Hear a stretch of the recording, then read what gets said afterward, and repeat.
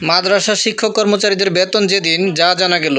মাদ্রাসার এমপিভুক্ত শিক্ষক কর্মচারীদের মে মাসের বেতনের ফাইল অনুমোদনের জন্য শিক্ষা মন্ত্রণালয়ে পাঠানো হয়েছে।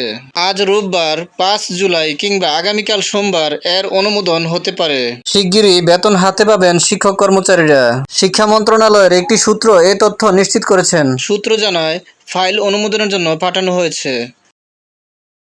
আশা করা যাচ্ছে 3-4 দিনের মধ্যে শিক্ষক কর্মচারীরা বেতন পেয়ে যাবেন। এর বেশি দেরি হবে না।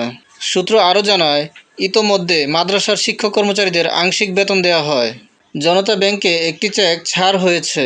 কিছু শিক্ষক কর্মচারী বেতন পেয়েছেন, অন্যরা 3-4 দিনের মধ্যেই পেয়ে যাবেন। এর আগে মাদ্রাসায় কর্মরত এমপিভুক্ত শিক্ষক কর্মচারীদের জনতা ব্যাংকে মে মাসের বেতন ভাতার চেক ছাড় করা হয়। গত মঙ্গলবার 30 জুন মাদ্রাসা শিক্ষা অধিদপ্তরের এক বিজ্ঞপ্তিতে এ তথ্য জানানো হয়েছিল। জনতা ব্যাংকে অ্যাকাউন্টধারীরা বেতনের টাকা পেয়েছেন।